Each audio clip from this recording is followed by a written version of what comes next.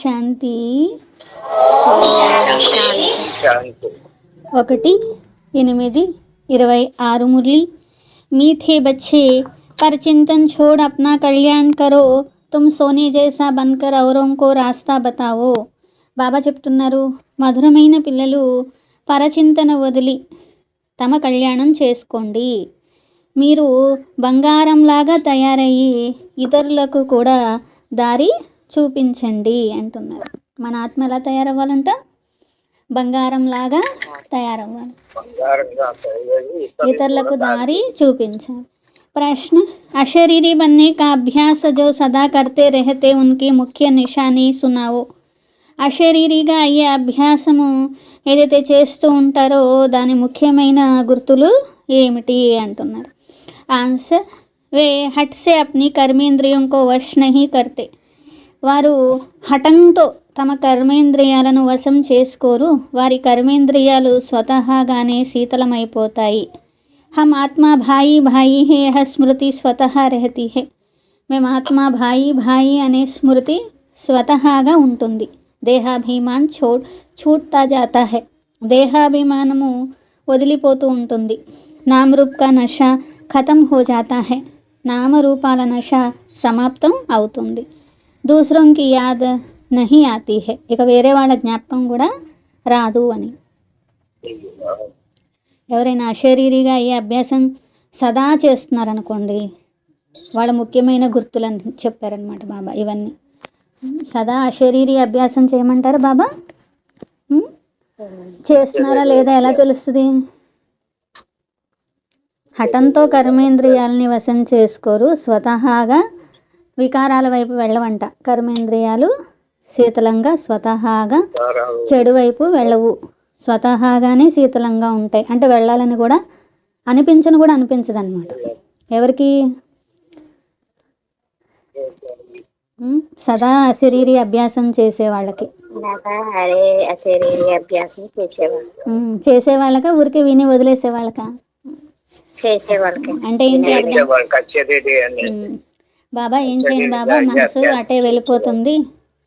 మాట్లాడాలని, చూడాలని, వినాలని, తినాలని అవన్నీ అటువైపే వెళ్ళిపోతుంది బాబా అనరు అనమాట వాళ్ళు. ఇంకా అలాగే వికారి ఆలోచనలు వస్తున్నాయి బాబా, చెడు చూస్తున్నాం బాబా, చెడు వింటున్నాం బాబా, ఇంకా వాళ్ళు అసలు అనరు, అనిపించదంట వాళ్ళకి. ఎవరికి? అశరీరి అభ్యాసం చేసే వాళ్ళకి ఇంకా అనిపించదంట. స్వతహాగానే చెడుకి వాళ్ళు దూరంగా, వికారాలకు దూరంగా ఉంటారు. స్వతహాగానే అశరీరి అభ్యాసం చేశారనుకోండి, ఆత్మ భాయి భాయి అనే ఫీలింగ్ స్వతహాగా వస్తుంది. గుర్తు తెచ్చుకొని చేయక్కర్లా, స్వతహాగా వస్తుంది అన్నమాట. అలాగే దేహాభిమానం పోగొట్టుకోవాలని కష్టపడి ప్రయత్నం చేయక్కర్లేదు, ఆటోమేటిక్గా పోతుందంట. మంచిదైనా పోతే ఎప్పుడు పోద్ది? శరీర అభ్యాసం సదా చేసే వాళ్ళకి దేహాభిమానం ఈజీగా పోతుందంట, కష్టపడక్కర్లేదు అంటున్నారు బాబా. అట్లాగే నామం, రూపం, ఈ నష కూడా సమాప్తం అయిపోతుంది అంటున్నారు బాబా. ఎవరిని జ్ఞాపకం కూడా అసలు చేయరు. మరి మిత్ర సంబంధికులని జ్ఞాపకం కూడా చేయరంట. ఎవరు? అశరీరి అభ్యాసం చేసేవాళ్ళు. చూడండి ఎన్ని ఒక్క అశరీరి అభ్యాసం సదా చేసే వాళ్ళకి ఎన్ని లాభాలు ఉన్నాయి చూసారా? బోళ్ళని కష్టపడకుండానే స్వతహాగా విజయం పొందుతారనమాట. గీత హే తూ ప్యార్ కా సాగర్ హే, నీవు ప్రేమ సాగరుడవు అని. ఓం శాంతి. ఓం శాంతి. यह कोई सिर्फ प्यार का सागर नहीं, ज्ञान का सागर है. బాబా కేవలము ప్రేమ సాగరుడు ఒక్కటేనా? ఇంకా ఏమన్నా సాగరం కూడానా? చెప్పండి. జ్ఞాన సాగరుడు కూడా, పవిత్రతా సాగరుడు కూడా. జ్ఞాన్ కో దిన్, అజ్ఞాన్ కో రాత్ కహా జాతా హై. భక్తిలో ఇలాగే పాడారు. ఏమని? నీవు ప్రేమ సాగరుడు, మాకు ఒక బొట్టు చాలు, ఇట్లా పాడారనమాట. ఉత్త ప్రేమ సాగరుడేనేంటి జ్ఞానసాగరుడు కూడా. కాబట్టి జ్ఞానం యొక్క పగలు అంటారు, అజ్ఞానాన్ని రాత్రి అంటారు. ఇంతకుముందు వరకు రాత్రిలో ఉన్నారు అంటే ఏంటి అర్థం? అజ్ఞానంలో ఉన్నారు. జ్ఞానము అనేటువంటి పదము చాలా మంచిది. అజ్ఞాన అక్షర్ బురా హే. అజ్ఞానం అంటే బాలేదు కదా, ఆ పదమే బాలేదు. అజ్ఞానంలో ఉండడం కూడా బాలేదు. అర్ధకల్పము ఇప్పుడు తీసుకున్న జ్ఞానానికి ధారణకి ప్రారబ్ధము సత్యత్రేతాయుగాలు అర్ధకల్పం పొందుతారు అంటున్నారు. ఆ తర్వాత ద్వాపర కలియుగాలు అర్ధకల్పం బాబా వచ్చే వరకు అజ్ఞానంలోనే ఉంటారు. అజ్ఞానం యొక్క ప్రారబ్ధం అంటున్నారు. అజ్ఞానం యొక్క ప్రారబ్ధం ఏంటిది? దుఃఖము. జ్ఞానం యొక్క ప్రారబ్ధం ఏంటిది? సుఖము అంటున్నారు. కాబట్టి అర్థం చేసుకోవడానికి ఈజీగానే ఉన్నాయి కదా. జ్ఞానాన్ని పగలు అంటారు, భక్తిని అజ్ఞానాన్ని ఏమంటారు? రాత్రి అంటారు. ఇవి ఎవరికీ తెలియదు. జ్ఞానమని అజ్ఞానమని దేన్ని అంటారు? ఇవన్నీ బేహద్ విషయాలు కదా. ఇప్పుడు మీకు అన్నీ అర్థమవుతున్నాయి. అసలు జ్ఞానం అంటే ఏమిటి, భక్తి అంటే ఏమిటి, జ్ఞానంతో పూజ్యంగా ఎలా తయారవుతాము, ఇవన్నీ కూడా మీకు ఇప్పుడు అర్థమవుతున్నాయి కదా అంటున్నారు బాబా. यह तुम पूज्य बन रहे हो, जब पूज्य बन जाते हो तो पूजा की सामग्री को जान जाते हो. ఎప్పుడైతే పూజ్యులుగా అవుతారో అప్పుడు మరి పూజ్యులుగా అయినప్పుడు ఈ పూజ యొక్క సామగ్రిని కూడా అర్థం చేసుకున్నారు కదా. మీకు తెలిసింది కదా, మేము పూజ్యులుగా అయితే మేము పూజారిగా అయితే ఎలా ఉంటుంది, పూజ్యులుగా అయితే ఎలా ఉంటారు.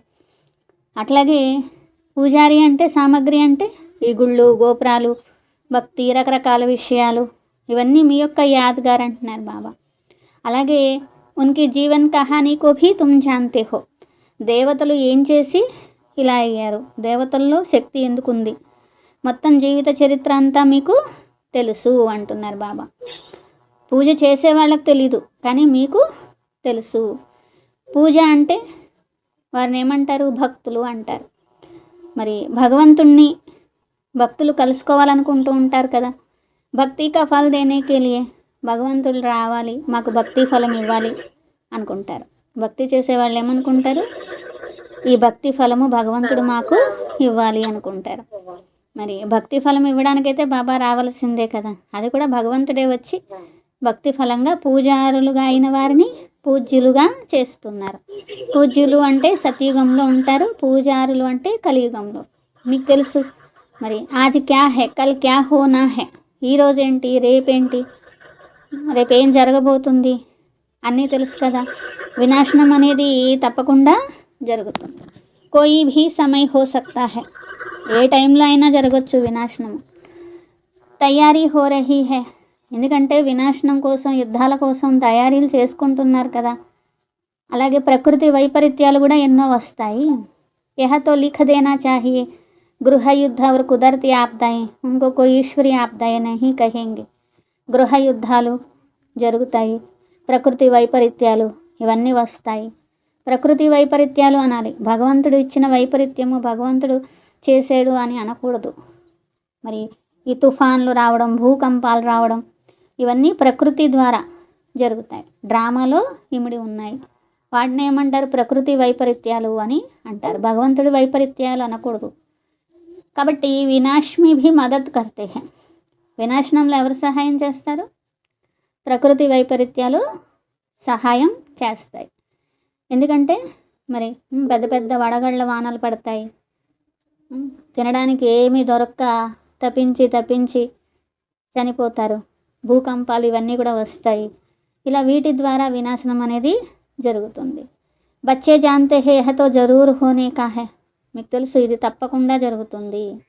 లేకపోతే సత్యుగంలో అంత కొద్ది మంది మనుషులు ఎలా ఉంటారు?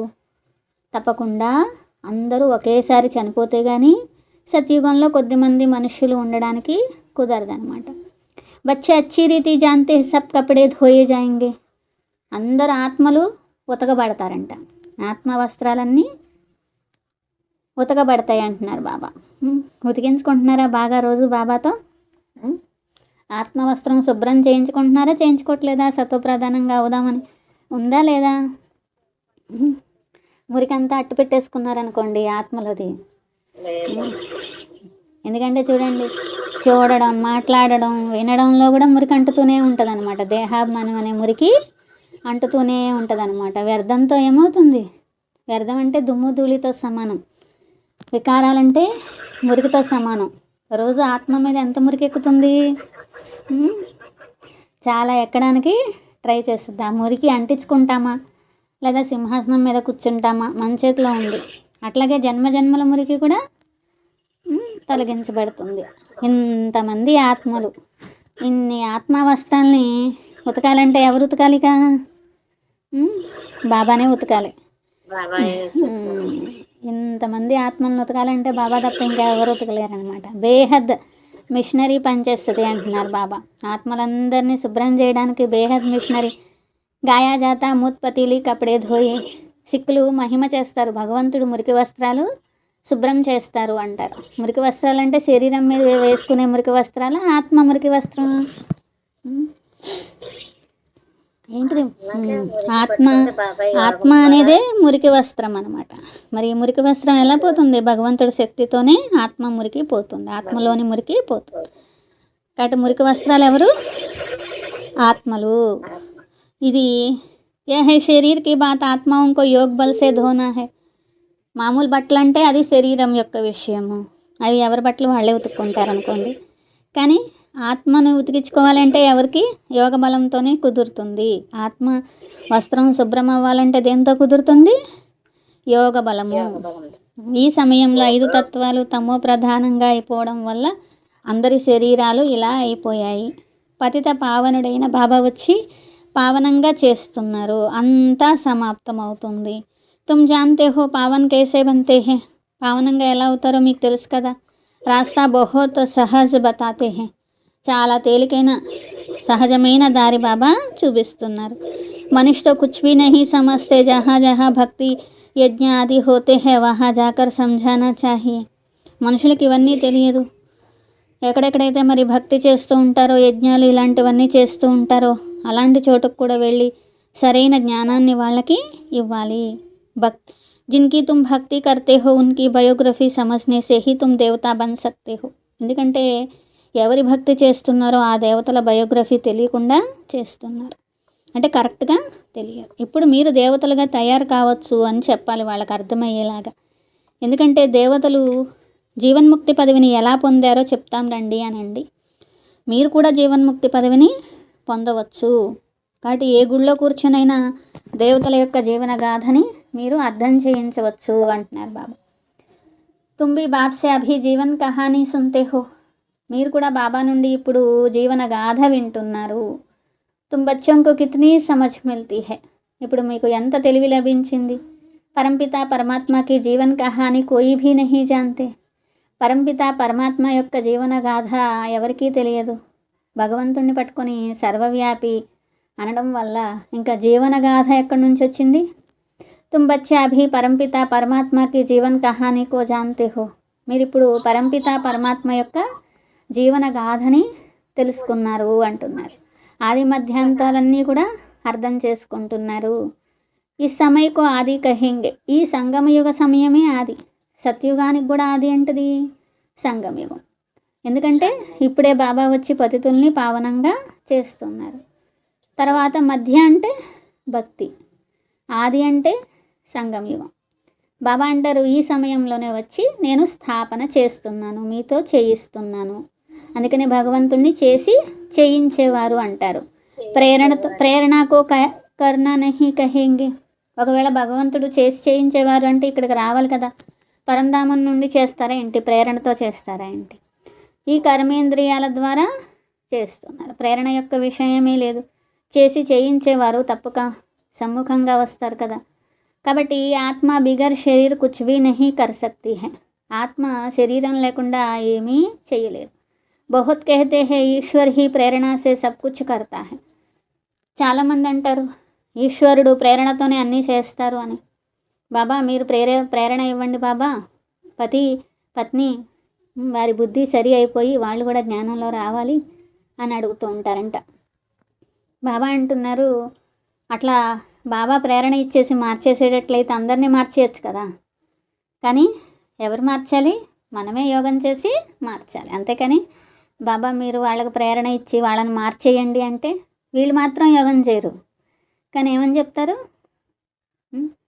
ఒకవేళ పతి మారాలి, పిల్లలు మారాలి, పత్ని మారాలి అని రోజు యోగం చేస్తున్నారా? ఒక రోజుకైతే విజయం పొందుతారు కదా. చేస్తున్నారా అంటే చేయరు. పని ఎవరికి చెప్తారు? బాబాకి చెప్తారు. ఏమని? బాబా వాళ్ళని మార్చేయండి బాబా అని చెప్తారండి. చెప్పొచ్చు అలా బాబాకి? బాబా మార్చేయడం కుదురుద్దా అసలు? అలా కుదిరితే పరంధామంలో కూర్చొని మనల్ని మార్చేసేవాళ్ళు కదా బాబా, అంతనే కాదా? కాబట్టి శివ జయంతి కూడా ఎందుకు జరుపుతారు? బాబా ఈ సృష్టిపైకి వచ్చి మార్చాలి. పరంధామంలోంచి ప్రేరణ ఇచ్చి మార్చడం అనేది కుదరదు. ఒకటి, అసలు ఈశ్వరుడు అంటే ఎవరో తెలియదు వాళ్ళకి. సిర్ఫ్ కహ దేతే హే ఈశ్వర్ కి ప్రేరణ సే సబ్ కుచ్ హోతా హై. ఈ భూమి మీద అంతా ఈశ్వరుని ప్రేరణతోనే జరుగుతున్నాయి అని చెప్తూ ఉంటారు. నిరాకార ప్రేరణాసే కైసే కరేంగే? నిరాకారుడు ప్రేరణతో ఎలా చేస్తారు? నిరాకారుడు అంటే చేసి చేయించేవారు, వచ్చి దారి చూపిస్తున్నారు. కర్మేంద్రియాలతో మురళి అనేది చెప్పాల్సిందే కదా. జబ్ తక్ కర్మేంద్రియం కా ఆధార్ నాలే తబ్ తక్ మురళి కైసే చలాయే? కర్మేంద్రియాల ఆధారం తీసుకోనంత వరకు మురళి ఎలా వినిపిస్తారు? జ్ఞాన్ కా సాగర్ హై తో సునానే కే లియే ముఖ చాహియే. జ్ఞాన సాగరుడు అన్నప్పుడు వినిపించాలి అంటే నోరు అనేది కావాలి కదా. అబ్ తుమ్ బచ్చోం కో సారీ దునియాకే ఆది మధ్యాంత కా పతా పడా హై. మీకు మొత్తం ప్రపంచం యొక్క ఆది మధ్యాంతం అనేది తెలిసింది, పూర్తి నాలెడ్జ్ అనేది లభించింది. జ్ఞానమే లేనప్పుడు గతి అనేదే లేదు. పరంధామానికి వెళ్ళగలుగుతామా జ్ఞానం ఏమి తెలుసుకోకుండా? వెళ్ళలేరు కదా. పావనంగా అవ్వాలి కదా. ఆ తర్వాత గతి, తర్వాత సద్గతి. కాబట్టి మరి ఈ జ్ఞానమంతా ఎవరు ఇవ్వాలి? అజ్ఞాన మార్గంలో అయితే రకరకాల మార్గాలు చెప్పారు, కానీ అవేమీ పనిచేయలేదు.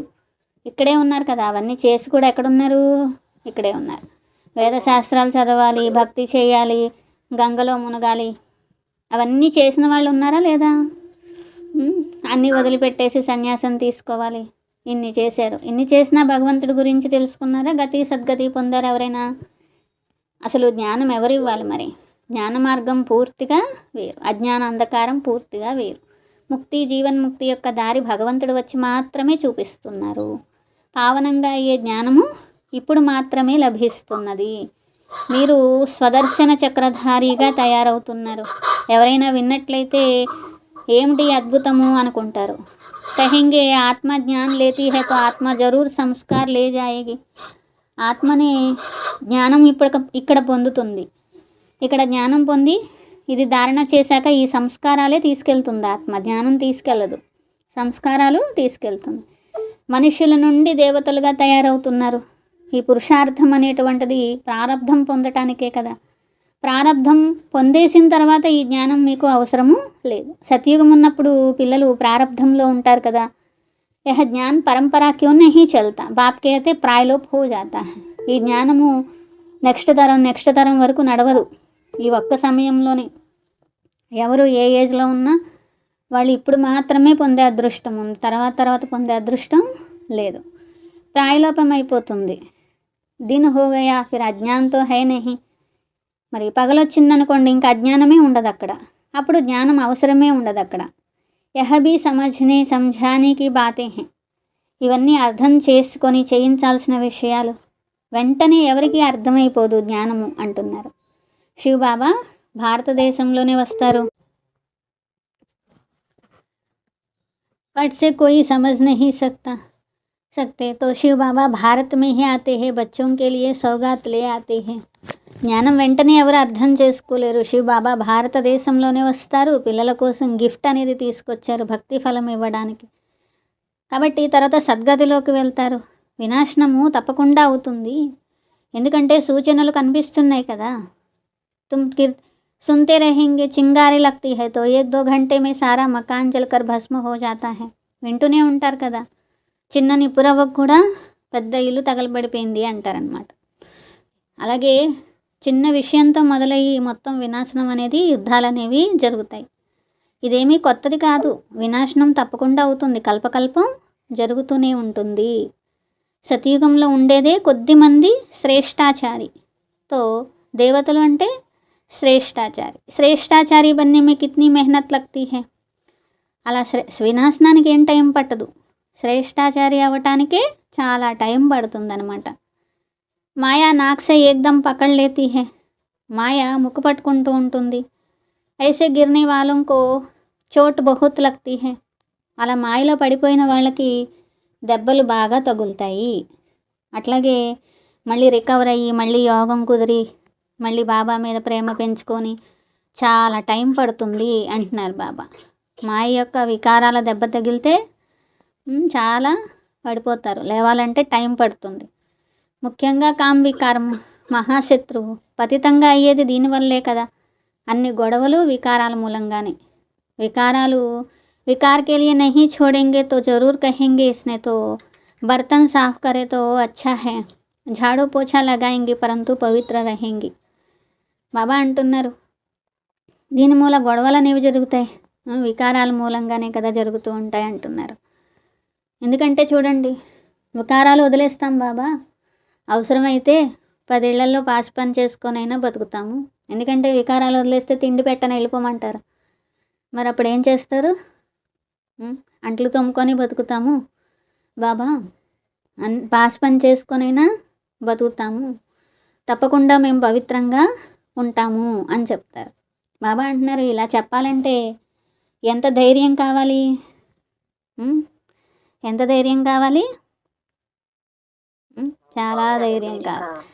అందుకనే శివశక్తులు ఎంతో ధైర్యం కలిగి ఉంటారు అని చెప్పారు. ధైర్యం కలిగి ఉంటారా, బెదిరిపోతారా? చాలా ధైర్యం కలిగి ఉంటారు.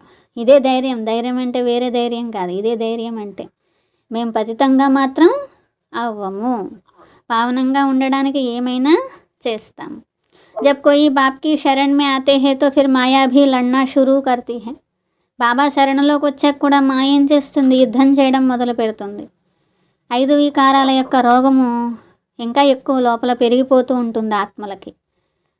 ఫస్ట్లోనేమో పక్కా నిశ్చయ బుద్ధిగా ఉంటారు.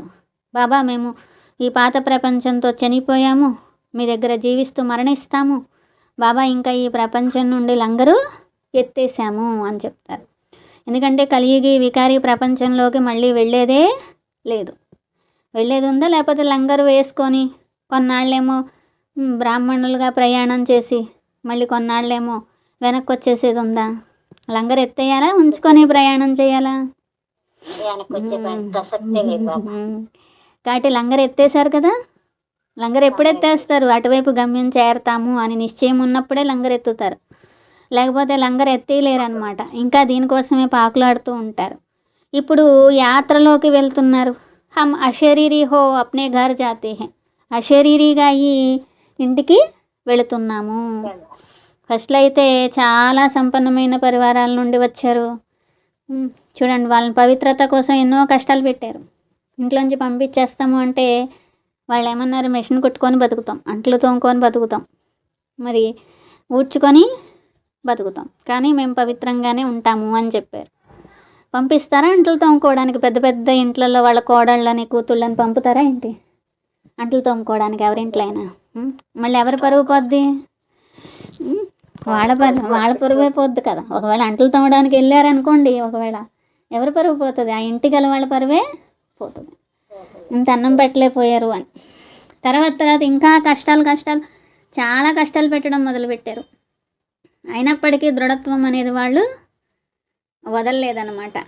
ఎందుకంటే చూడండి, ఇంకా మేము ఈ పాత ప్రపంచంలో ఉండేదే లేదు. సేవ కోసం ఎన్ని కష్టాలు పెడుతూ ఉండేవాళ్ళు. అప్పుడు ఆ కష్టాలు చూసి అది కూడా మంచిదే అనుకునేవాళ్ళు. ఎందుకు? ఇంట్లో వాళ్ళు కష్టాలు పెడుతున్నారు అనుకోండి, అంతకుముందు వరకు చాలా ఇంట్లో వాళ్ళ మీద మమకారము, మోహము అన్నీ ఉండేవి. ఎప్పుడైతే వాళ్ళు కష్టాలు పెట్టారో ఇంకా వాళ్ళ మీద మనసు అనేది విరిగిపోయిందనమాట. ఎందుకంటే మేము పవిత్రంగా ఉంటాము, సేవ చేస్తాము అంటే చేయనివ్వట్లేదు. అంటే మా జీవితానికి ఇక్కడ విలువ ఏమీ లేదు అని వాళ్ళకి అర్థమైంది. అందుకని మనసు విరిగిపోయింది, అందరి మీద మనసు విరిగిపోయింది. వాళ్ళు పెట్టే కష్టాలకి. అదే ఒకవేళ మోహం జయించండి అంటే జయిస్తారా? జయించలేరనమాట. అదే వాళ్ళే ఎవరి మీద మోహంతో ఉన్నారో వాళ్ళే కష్టాలు పెడుతున్నారు అనుకోండి, అప్పుడు ఏమైంది?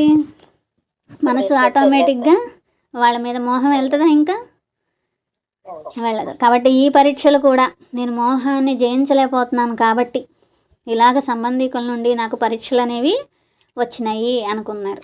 అప్పుడు బాబా మీద ఇంకా ఎక్కువ ప్రేమ జోడించారు. బాబా మీద ఇంకా ఎక్కువ ప్రేమ పెరిగింది. ఎందుకంటే పవిత్రంగా జీవితాన్ని తయారు చేసి శ్రేష్టంగా ఉన్నతంగా జీవితాన్ని తయారు చేసేది బాబానే అనే విషయం అందరికీ అర్థమైంది. కాబట్టి జీవిస్తూ మరణించారనమాట. బాబా అంటున్నారు, పిల్లలు మీరు ఈ శరీరంతో పరంధామానికి వచ్చేది లేదు కదా, కాబట్టి ఎలా తయారయ్యి రావాలి? అశరీరిగా అయ్యి ఇంటికి రావాలి.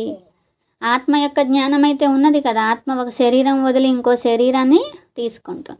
నేను అశరీరిగా అయితే బాబా నన్ను ఇంటికి తీసుకెళ్తారు అనుకోవాలి. అశరీరిగా అయ్యే అభ్యాసం చెయ్యాలి. మీరు గృహస్థంలో ఉన్నా కూడా కమల పుష్ప సమానంగా పవిత్రంగా అయ్యి ఆత్మయాత్ర చేస్తూ ఉండాలి. బుద్ధిలో గుర్తుంచుకోవాలి, ఇదంతా శ్మశానంగా అవ్వబోతున్నది. మేము సుఖధామంలోకి వెళ్తాము. మాకు బాబా వారసత్వాన్ని ఇస్తున్నారు, ఉపాయం చెప్తున్నారు. పావన్ బన్నే కే లియే హమ్ యోగ్ మే రహతే హే. పావనంగా అవ్వటం కోసము మేము యోగంలో ఉన్నాము. జ్ఞాపకంతోనే వికర్మలు వినాశనం అవుతాయి. అలా వికర్మలు వినాశనం అయిన తర్వాత ఆత్మ శరీరాన్ని వదిలేస్తుంది. ఎందుకు వదలట్లేదు? ఇంకా చేయాల్సిన సేవ మిగిలి ఉంది, వికర్మలు కూడా అవలేదు. అందుకే ఇంకా శరీరంలో ఉన్నామన్నమాట. ఈ యాత్ర ఎంత వండర్ఫుల్ ఉన్నది. కేవలము బాబాని జ్ఞాపకం చేయాలి, రాజధానిని జ్ఞాపకం చేయాలి. ఇంత సహజమైనటువంటి విషయము గుర్తు రావట్లేదు. అల్ఫని జ్ఞాపకం చేయండి బస్. కానీ మాయ అనేది జ్ఞాపకం చెయ్యనివ్వదు, శ్రమ అనిపిస్తుంది. ఆత్మకి ఇప్పుడు జ్ఞానం లభించింది, మా తండ్రి వచ్చారు అని. ఆత్మ పడతీ హైనా, ఆత్మే చదువుకుంటుంది. ఆత్మ శరీరం ద్వారా జన్మ తీసుకుంటుంది. ఆత్మ భాయి ఉన్నారు. దేహాభిమానంలో రావడం వల్ల అనేకమైన సంబంధాలు ఏర్పడుతున్నాయి కదా. యహా తుమ్ భాయి బెహన్ హోగయే. ఇక్కడ మీరు సోదరీలు అయ్యారు. ఇక్కడ బ్రహ్మ బాబా ఉన్నారు, శివ బాబా ఉన్నారు, తల్లి మరియు తండ్రి పరస్పరము ఆత్మరూపంలో భాయి. ఇక్కడైతే భాయి బెహన్ అంటారు. ప్రవృత్తి మార్గం కదా ఇది. తల్లి తండ్రి మరియు పరివారం. వారసత్వం అనేది కావాలి కదా అందరికీ. సోదరీలందరికీ వారసత్వం కావాలి. అంతేగాని సోదరులకు వారసత్వం ఇచ్చి సోదరీలకు మానేస్తే కుదరదు కదా. ఆత్మ పురుషార్థం చేస్తుంది, స్వయాన్ని ఆత్మగా భావించాలి. ఇదే శ్రమ. దేహాభిమానమే ఉండకూడదు. శరీర్ హీ నహీ తో వికార్ కిస్సే కరేంగే. బాబా అంటున్నారు, దేహాభిమానం ఉండకూడదు. అసలు మీకు శరీరమే లేదనుకోండి, అప్పుడు ఇంకా వికారిగా ఎలా అవుతారు అసలు అంటున్నారు బాబా. ఆత్మ వికారి అవడం కుదురుతుందా? కుదరదు కదా. శరీరం ఉంటేనే వికారిగా అవుతారు. అసలు శరీరమే లేకపోతే వికారిగా ఎక్కడ అవుతారు? నేను ఆత్మను, నాకు అసలు శరీరమే లేదు, నేను అశరీరిని అనే ప్రాక్టీస్ చేయాలి. నేను అశరీరిగానే వచ్చాను, అశరీరిగా అయి వెళ్ళాలి. నేను శరీరము అనే భ్రాంతి శరీరంలో ఉండి పెంచుకున్నాను. ఇప్పుడు ఈ భ్రాంతి నేను పోగొట్టుకోవాలి అని చెప్పి ఎంత యోగిగా అవుతూ ఉంటారో. కర్మేంద్రియాలు అంతా శాంతిస్తూ ఉంటాయి కదా. దేహాభిమానం రావడం వల్ల కర్మేంద్రియాలు అనేవి చంచలమైపోతూ ఉంటాయి కదా. మరి శరీరసే అలగ్ హోతే జాయింగే. శరీరంతో మరి వేరుగా అవ్వాలి అంటున్నారు బాబా. దేహాభిమానంలో వచ్చారనుకోండి, అవి కర్మేంద్రియాలు లాగేస్తూ ఉంటాయి అన్నమాట. అందుకని ఏం చేయాలి? శరీరంతో విడిపోవాలి అంటున్నారు, వేరుగా అవ్వాలి అంటున్నారు. సన్యాసి లోగ్ दवाई खाकर कर्मेंद्रियों को शांत करते हैं, वह तो हठ योग हो गया ना, तुमको तो योग से काम लेना है. బాబా అంటున్నారు, కొందరు సన్యాసులు మరి నష లాంటిది తీసుకొని లేకపోతే మందులు వేసుకొని కూడా వికారి ఆలోచనలు మాకు రాకుండా ఉండాలి అని ప్రయత్నం చేస్తారంట. బాబా అంటున్నారు, మీరు ఏం చేయాలి? మీరు హఠయోగం కాదు, మీది రాజయోగం.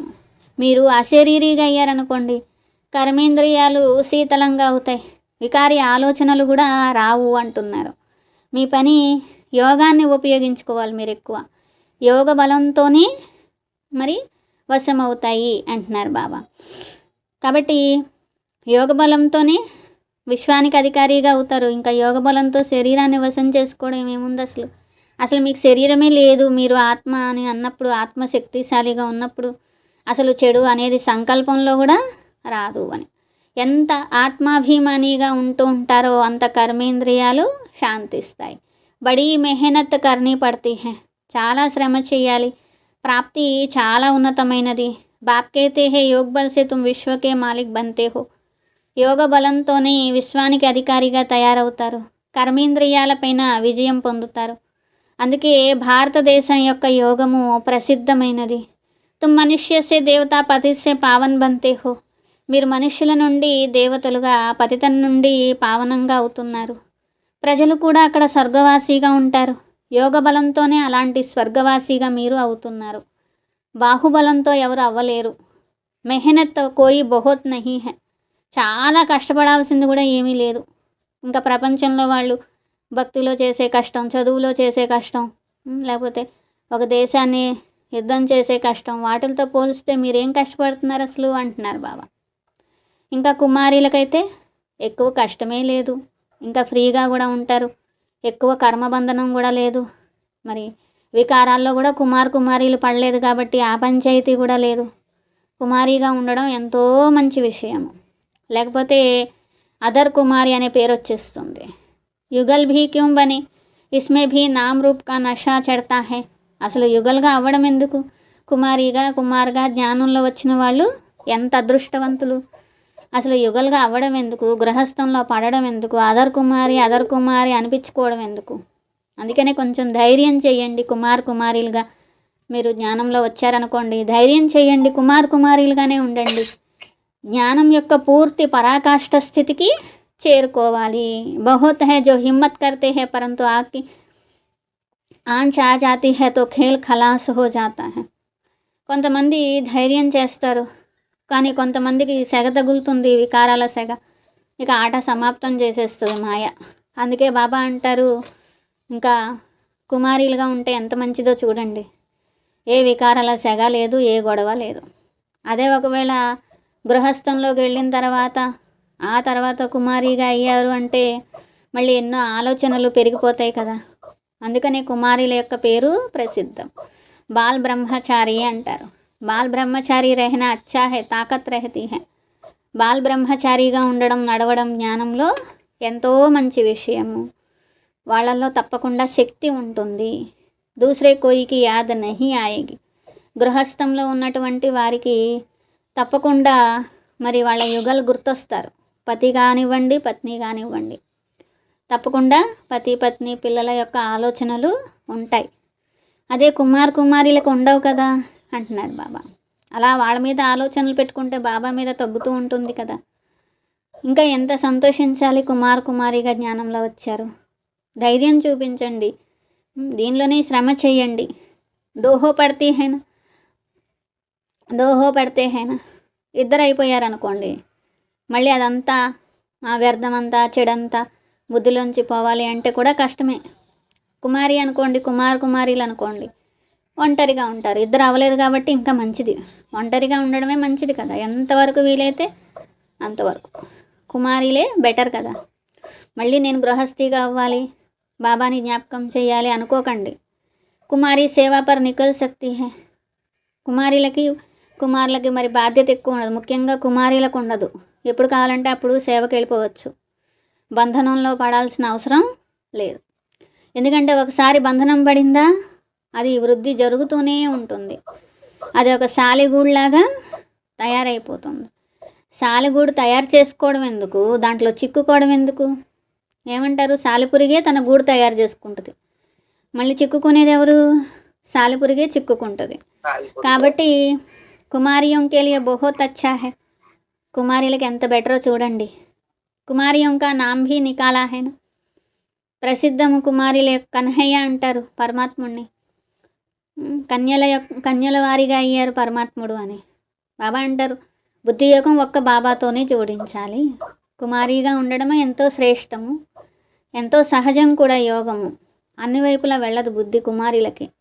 స్టూడెంట్ లైఫ్ అంటే ఎప్పుడైనా విద్యార్థి జీవితము పవిత్రంగా ఉండే చదువుకుంటారు కదా, బుద్ధి ఫ్రెష్గా ఉంటుంది. కుమారంకో భీష్మ పితామహ చేసా బన్నా హై. కుమారులు అనుకోండి, భీష్మ పితామహ లాగా ప్రతిజ్ఞ చేసుకోవాలి. కల్పపూర్వం కూడా మేము ఇలా ఉన్నాము, ఇలా దేవతలుగా అయ్యాము, ఇలా ఉన్నతమైన పదవి పొందాము, మళ్ళీ మేము తయారు కావాలి అని. ఎందుకంటే చూడండి, కుమారీలకు గనక మేము గృహస్థంలో వెళ్ళాలి అనే ఆలోచన వచ్చిందనుకోండి, ఇంకా చాలా బంధనాలు పడిపోతాయి. ఇంకా బుద్ధి అనేది బాబా వైపు నుండి మరలిపోతుంది. అందుకనే బాబా కుమారుల్ని ఎంతో శ్రేష్టమైన జీవితము అని ఎంతో మహిమ చేస్తున్నారో చూడండి. కాబట్టి భీష్మ పితామహలాగా ఉండాలి. దిల్వాడా మందిరంలో స్మృతి చిహ్నం తయారైంది కదా. అబ్బా బచ్చోంకో ఫర్మాన్ కర్తే హే ముఝే యాద్ కరో. బాబా పిల్లలకు ఆజ్ఞ ఇస్తున్నారు, మీరు నన్ను జ్ఞాపకం చేయండి, మిగిలిన విషయాలన్నీ వదలండి, మీ కళ్యాణం అనేది చేసుకోండి. బాబా జ్ఞాపకంలోనే కళ్యాణం ఉన్నది. భూల్ చుక్ హోతీ హే తో బచ్చే గిర్ పడితే హే. తప్పులు చేశారో పడిపోతారు. పరచింతన వదిలి మీ కళ్యాణం మీరు చేసుకోండి. వేరే వాళ్ళ చింతనలో అసలు వెళ్ళొద్దు. మీ ఆత్మ బంగారంలాగా ఉన్నది. కల్తీ ఎందుకు కలుపుకుంటారు? బంగారం అయిపోవాలి. మళ్ళీ మీ ఆత్మ బంగారంలాగా కావాలి. వేరే వాళ్ళకు కూడా ఆ బురదలోంచి మురికిలోంచి బయటకు రావడము, సతోప్రధానంగా అవ్వడము ఉపాయం మీరు చూపించాలి. అంతేగాని మీరెళ్ళి బురదలో పడకండి. వాళ్ళ చింతన వీళ్ళ చింతన చేసి మీరెళ్ళి బురదలో పడకండి. పావనంగా అవ్వకుండా ముక్తిధామానికి వెళ్ళలేరు. ఇదొక్కటే ఉపాయము. అంతమతి సోగతి లభిస్తుంది. ఝర్ముయి ఝగ్ముయి చూడదు. వ్యర్థ విషయాలు, ప్రాపంచిక విషయాలు పూర్తిగా వదిలేయండి. నేను ఇంటికి వెళ్ళాలి, నేను అశరీరిగా అవ్వాలి. నేను అశరీరిగా అయితేనే బాబా నన్ను తనతో పాటు తీసుకువెళ్తారు. నేను సతోప్రధానంగా అవ్వాలి. ఇదే చింతన పెట్టుకోండి. లేదనుకోండి, మేము వ్యర్థంలో వెళ్తాము, ప్రాపంచిక విషయాల్లో దేహాభిమానంలో వెళ్తాము అనుకున్నారనుకోండి, మీకు మీరే నష్టపోతారు. బాబా మీకేం శాపాలు పెట్టట్లేదు, ఉన్న విషయం చెప్తున్నారు. బాబా అంటున్నారు, వ్యర్థంలోకి వెళ్ళారు, దేహాభిమానంలోకి వెళ్ళారు, మళ్ళీ వాళ్ళ బురద వీళ్ళ బురద పూసుకుంటే నష్టం మీకే. మీకు మీరు శాపం పెట్టుకుంటారు. నేనేం మీకు శాపాలు పెట్టినాను బాబా అంటున్నారు. अच्छा, मीठे मीठे सिखलते बच्चों प्रति माता पिता बाप दादा का याद प्यार और गुड मॉर्निंग. रूहानी बाप की रूहानी बच्चों को नमस्ते. हम रूहानी बच्चों की रूहानी बाप दादा को याद प्यार गुड मॉर्निंग और नमस्ते. मेरा बाबा, प्यारा बाबा, मीठा बाबा, शुक्रिया शुक्रिया शुक्रिया बाबा. धारणा कोसमु फर्स्ट पॉइंट, निश्चय बुद्धि बन जीते जी इस पुरानी दुनिया से अपना लंगर उठा लेना है. నిశ్చయ బుద్ధిగా ఈ జీవించి ఉండగానే ఈ పాత ప్రపంచంతో లంగరు ఎత్తేయాలి. బాబా కే హర్ ఫర్మాన్ కో పాలన్ కర్ అప్నా కళ్యాణ్ కర్నా హై. బాబా యొక్క ప్రతి ఆజ్ఞను పాలన చేసి తమ కళ్యాణం చేసుకోవాలి. సెకండ్ పాయింట్, दूसरों का चिंतन छोड़ अपनी बुद्धि को स्वच्छ सोने जैसा बनाना है. ఇతరుల చింతన వదిలేసి తమ బుద్ధిని స్వచ్ఛంగా బంగారంలాగా చేసుకోవాలి. వ్యర్థ విషయాలు, ప్రాపంచిక విషయాల్లో సమయం పోగొట్టుకోవద్దు. యోగ బలంతో కర్మేంద్రియాల్ని శాంతిగా శీతలంగా చేసుకోవాలి. వరదాన్, अपनी विजय व सफलता को निश्चित समझकर सदा निश्चिंत रहने वाले निश्चय बुद्धि भव. తమ విజయాన్ని సఫలతను నిశ్చితం చేసుకొని, అంటే తప్పకుండా నాకు విజయం లభిస్తుంది, ఇలా నిశ్చితం చేసుకొని సదా నిశ్చింతగా ఉండే నిశ్చయ బుద్ధిగా కండి. जो बच्चे सदा बाप में स्वयं के पार्ट में और ड्रामा की हर सेकंड की एक्ट में 100% निश्चय बुद्धि है, उनकी विजय व सफलता निश्चित है. ఏ పిల్లలైతే సెకండ్లో యాక్ట్లో 100% నిశ్చయ బుద్ధిగా ఉంటారో వారి విజయము, సఫలత నిశ్చితమై ఉన్నది. నిశ్చిత విజయిగా ఉన్న కారణంగా సదా నిశ్చింతగా ఉంటారు.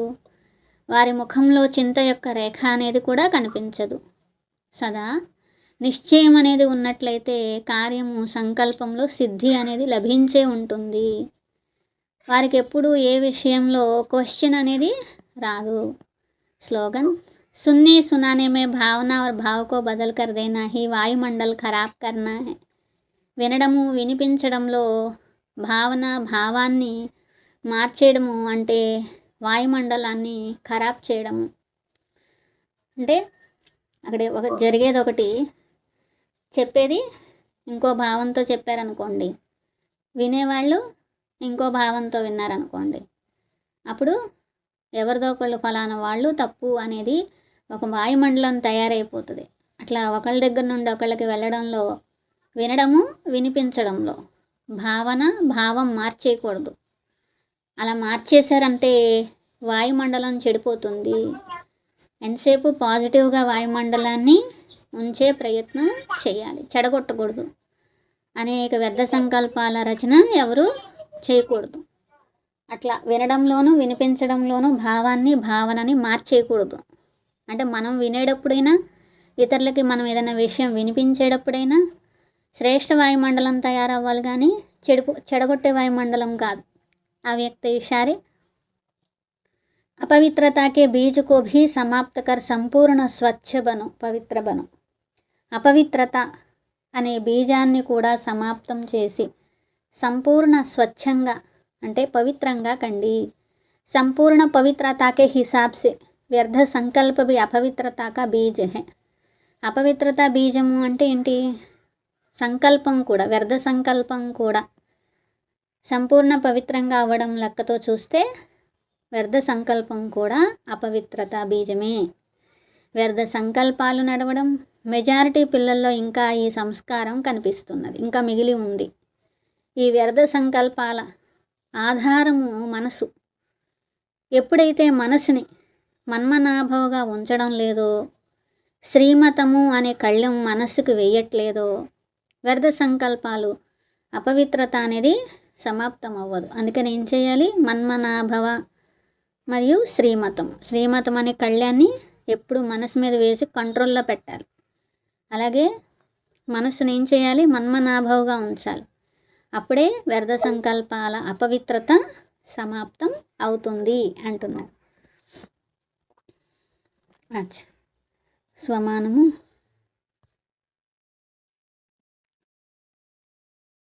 నేను నిశ్చయ బుద్ధి ఆత్మను. నేను నిశ్చయ బుద్ధి ఆత్మను.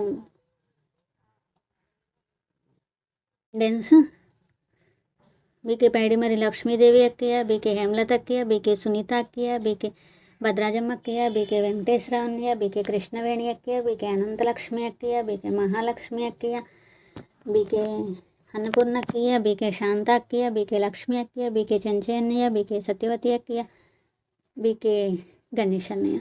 వాట్సాప్లో మురళి వినియోగం శాంతి అని రాసినవారు బీకే లీలావతి అక్కయ్య, బీకే చంద్రగిరి వెంకటాచలపతి అన్నయ్య, బీకే కే ప్రభు అన్నయ్య, బీకే ఆంజనేయులు అన్నయ్య, బీకే కల్లాల లక్ష్మి అక్కయ్య, బీకే హరిప్రసాద్ అన్నయ్య, బీకే పిన్నింటి లావణ్య అక్కయ్య, బీకే కే కవిత అక్కయ్య, బీకే పిడుగు రాము అన్నయ్య, బీకే విజయ్ కుమార్ అక్కయ్య, బీకే ఎంఎల్ రావు అన్నయ్య, బీకే త్రివేణి అక్కయ్య, బీకే శోభా అక్కయ్య ఆలూరి.